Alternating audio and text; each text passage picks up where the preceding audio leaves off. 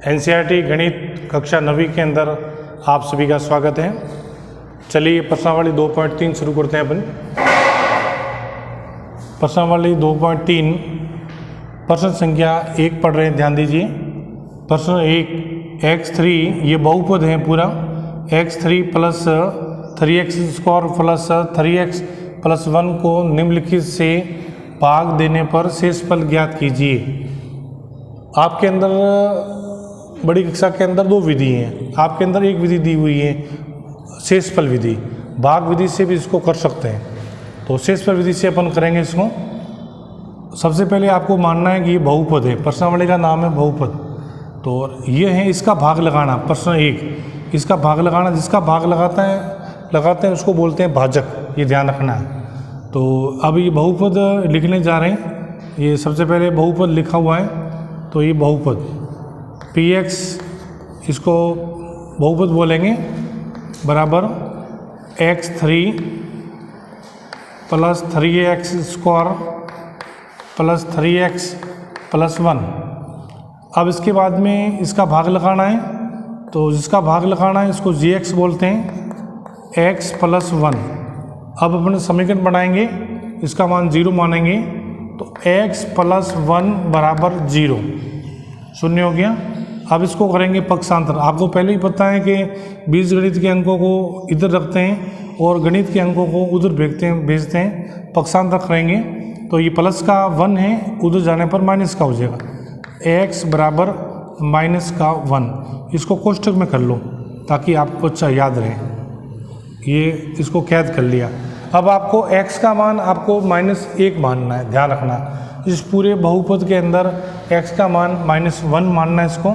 अब इसको दोबारा नहीं उतारेंगे, p -1 बराबर x की जगह जहाँ आपको x दिखे वहाँ पर इसकी जगह -1 लिखना है।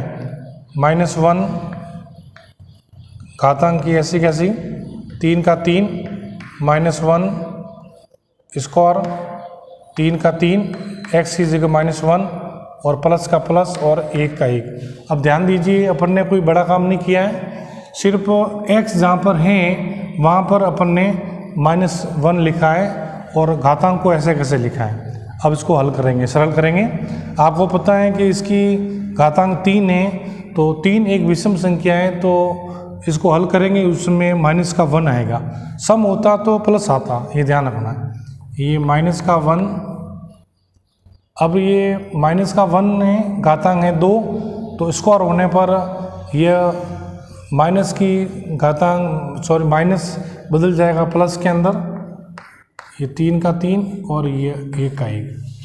अब ये -1 था, प्लस का 1 हो गया, क्योंकि स्क्वायर लिखा हुआ है, सम होने पर यहाँ प्लस हो जाएगा। अब इसके बाद में -1 का गुणा 3 से करेंगे तो ये माइनस है और ये प्लस है, प्लस और माइनस का गुणा करने पर -3 हो जाएगा और ये प्लस का 1 ऐसा कैसा।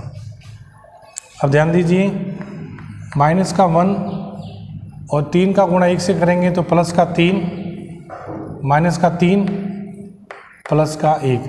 अब जोड़ करेंगे, प्लस को प्लस में जोड़ेंगे, माइनस को माइनस में जोड़ेंगे। अब ये माइनस है और ये माइनस है, तो ये -4, ये प्लस का 3 है, प्लस का 1 है, जोड़ेंगे तो प्लस का 4। अब देखेंगे घटाएंगे तो इसमें आ जाएगा 0, तो शेषफल आपके आ जाएगा 0।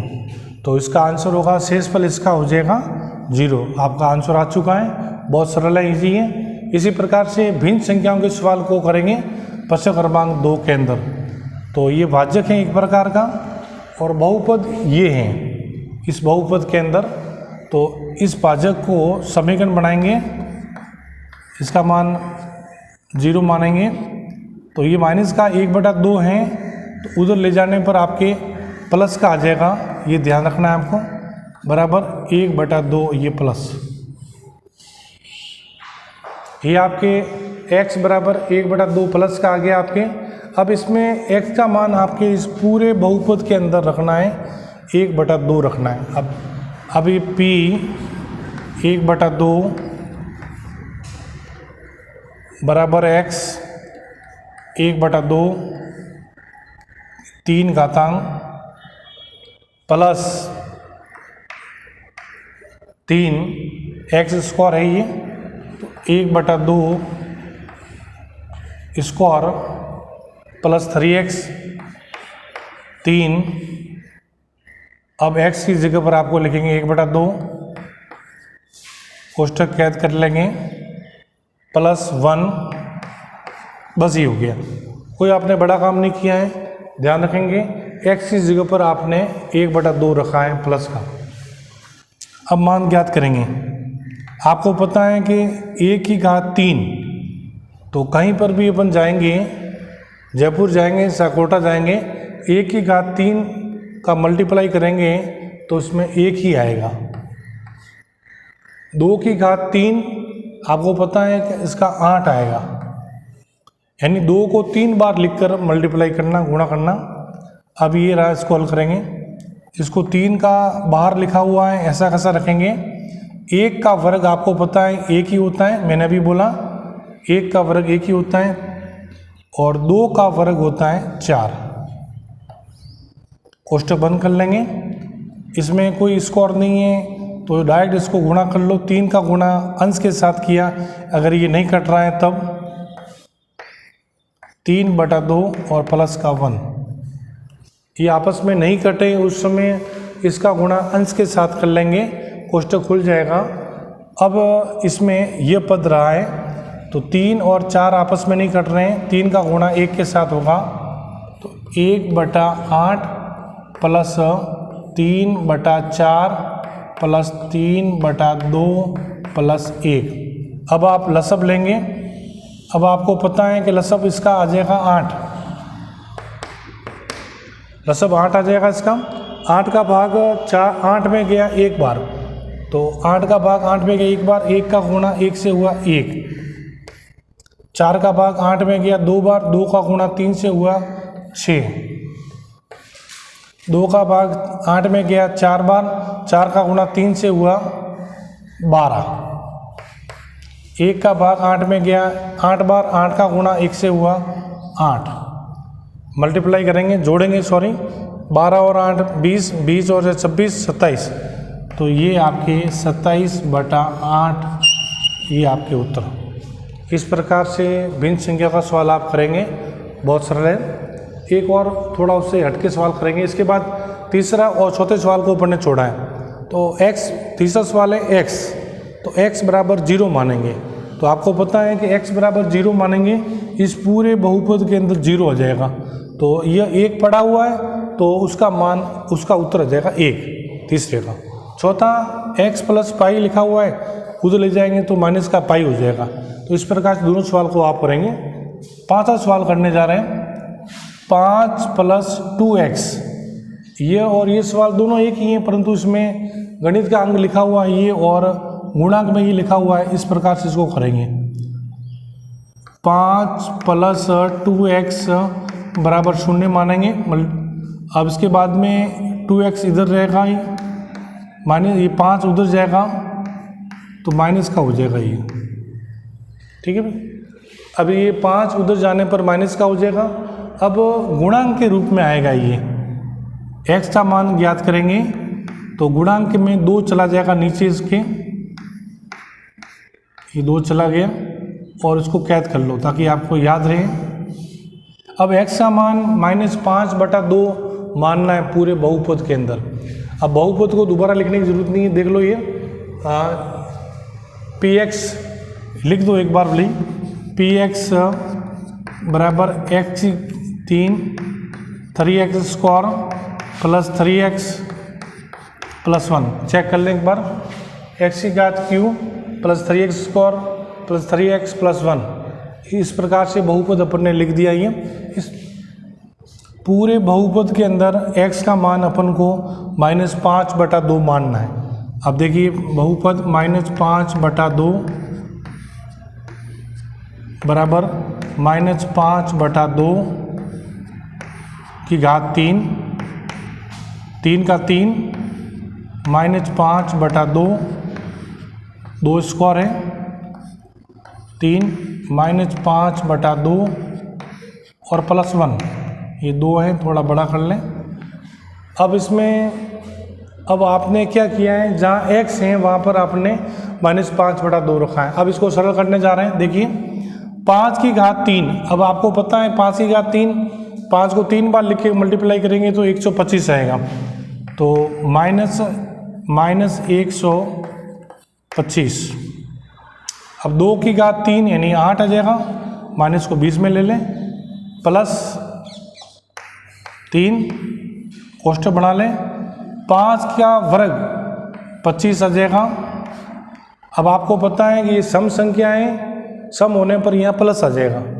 2 का वर्ग 4 होता है, 4 आ गया ये प्लस। अब यहाँ पर आपके घातांक नहीं है तो डायरेक्ट इससे 3 के साथ गुणा कर लो।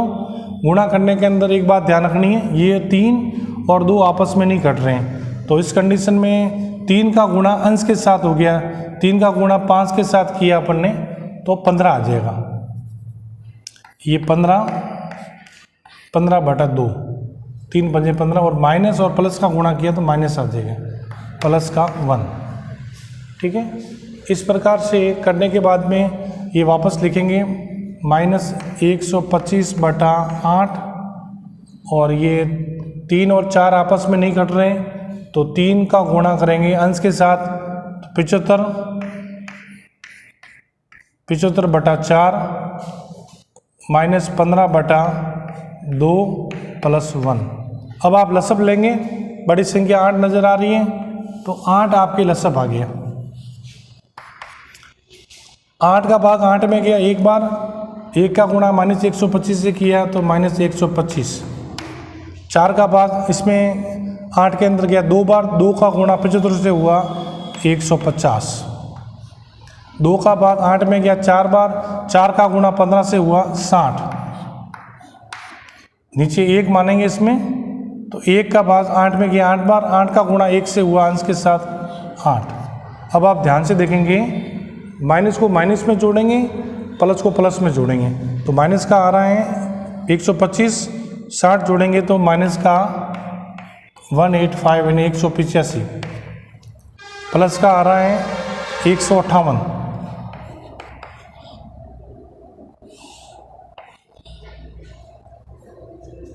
अब इसमें 15 में से 5 में से 8 नहीं जा रहे हैं, 15 में से 8 के 7 बचेंगे,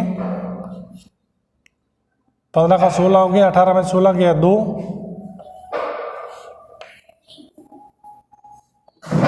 ये आपका आंसर, तो -27/8 उत्तर आ जाएगा। प्रश्न क्रमांक 2, इसमें बहुपद दिया हुआ है x³ -ax² + 6x - a को x - a से भाग देने पर शेषफल ज्ञात कीजिए। यानी आपको शेषफल प्रमेय विधि से काम करना है। तो शेषफल प्रमेय विधि यानी ये आपका बहुपद दिया हुआ है, ये आपको जानकारी है, और x - 1 एक भाजक है ये, तो गुणनखंड के लिए आप x - 1 भाजक हैं तो ये पक्षांतर करके उधर लेके जाएंगे, इस बहुपद के अंदर मान रखना है। तो सबसे पहले ये बहुपद लिख दें अपन, px बराबर x³ -ax² + 6x - a, 6x हो गया, ये x² हो गया ये, और ये a लिख दिया। अब आपके इसका भाग लगाना है, तो आपको पता ही है gx x - a। अब पूरे भाजक को गुणनखंड के लिए पूरे भाजक को आप मानेंगे मल्टीप्लाई पूरे भाजक को मानेंगे 0, शून्य मान लेने पर इसका शून्य मान लेंगे तो x - a बराबर 0। इस पूरे भाजक का अपन ने शून्य मान माना तो मानने पर समीकरण बनेगी आपकी x - a बराबर 0। अभी जो x का पद रहेगा इधर, a का पद चला जाएगा उधर, तो आपके x माइनस का है वो प्लस का हो जाएगा ये a। अब आपको x का मान मानना है a, जहाँ पर आपको इस पूरे बहुपद में x दिखे वहाँ पर आप a लिखेंगे। चलो यहाँ शुरुआत कर रहे हैं, p ए बराबर x लिखा हुआ है, यहाँ a लिखेंगे, q लिखेंगे, माइनस a का a, या तो a लिखा हुआ है तो a लिखेंगे, x यहाँ है तो इसकी जगह a लिखेंगे, इसको और बाहर लिखा हुआ है प्लस 6 x लिखा हुआ है, यहाँ a कोष्टक कैद करेंगे और ये a का a। अब सरल करेंगे, ध्यान दीजिए, a की घात q यानी गणित का कोई अंग नहीं है, 2 की घात 3 होता तो अपन 8 लिखते हैं, तो इसकी घातांक इसके ऊपर ही रहेगी। खोलने कोष्टक खोलेंगे, अगर यहाँ पर 2 होता तो 2 की घात 3 होती तो अपन 8 लिखते हैं, और कोष्टक खोलने पर अगर बीज गणित का अंक है तो ऐसा कैसा लिख दिया अपन ने, 3 घातांक लगा दी। अब ये आ रहा है a की घात 2। अब आपको पता है कि यहाँ पर कोई गणित का अंक नहीं है तो a स्क्वायर आ जाएगा इधर, तो a का a लिखेंगे और यहाँ a स्क्वायर आ जाएगा अंदर, प्लस इसका गुणा इसके साथ किया 6a, क्योंकि यहाँ पर कोई घातांक नहीं है ऊपर, और माइनस का a। अब आपको पता है कि यह और इस कोष्टक वाले का आपस में गुणा होगा, तो गुणा के लिए आपको पता है आधार समान होने पर घातांक जुड़ जाएगी, तो यह 2 घातांक अंदर हैं, a घातांक बाहर है, तो यह a की घात q माइनस a की घात q plus 6a minus a। अब आप ध्यान कीजिए, ये प्लस का है, ये माइनस का है, ये आपस में कट गया, क्योंकि 3 तो इन दोनों की घातांक 1 है, समान सम जाती हैं तो आपस में कट गए।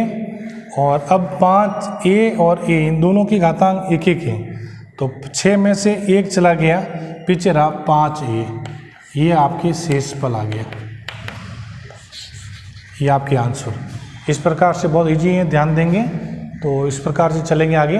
प्रश्न क्रमांक 3 लास्ट प्रश्न है इसका, ध्यान देखिए, जांच कीजिए कि 7 plus 3x 3x square plus 7x का एक गुणनखंड है या नहीं, यानी इसमें लैंग्वेज के अनुसार ये बहुपद ये गिना जाएगा।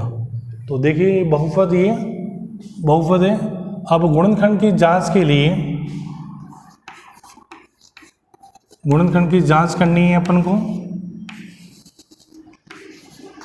गुणनखंड की जांच के लिए बहुपद इसमें ये लिया हुआ है।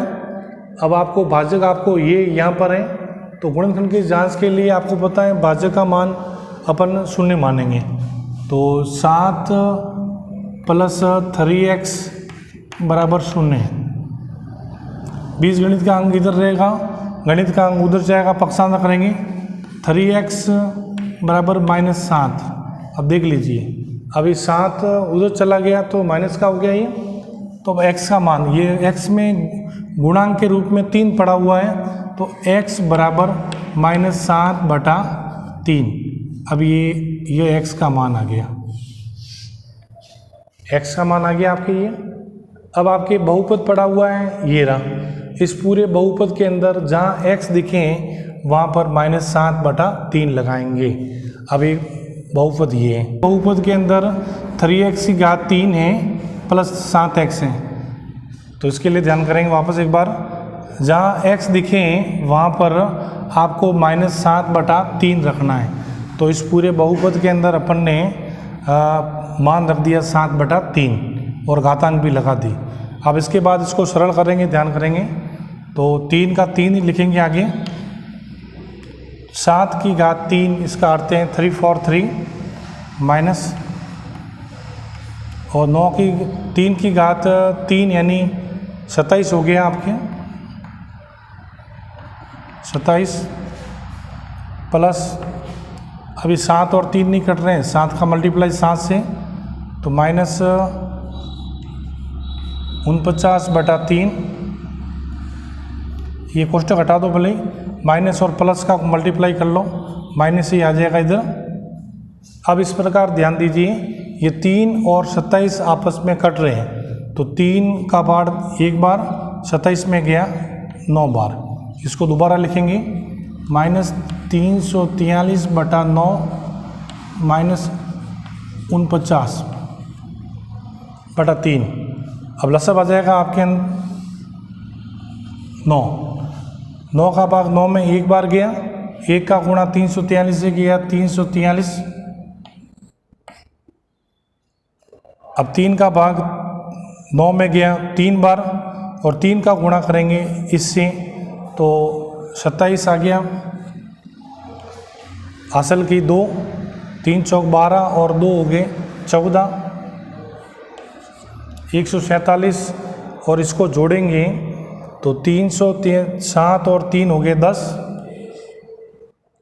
हो गए। हासिल की 1, 4 और 4 8, 1 9 और ये 4।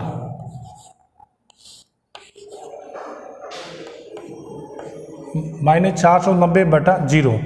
अब ये यहाँ लिखेंगे -490 बटा 9, ये 0 के बराबर नहीं है, तो इसका उत्तर होगा ये px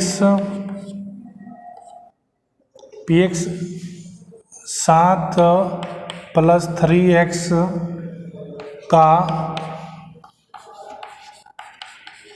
गुणनखंड नहीं है। तो इसका मान 0 के बराबर माइनस का मान आ रहा है, तो 0 के मान नहीं आ रहा है, तो गुणनखंड नहीं। इस प्रकार से इसका आंसर होगा। 20 में से काट दो।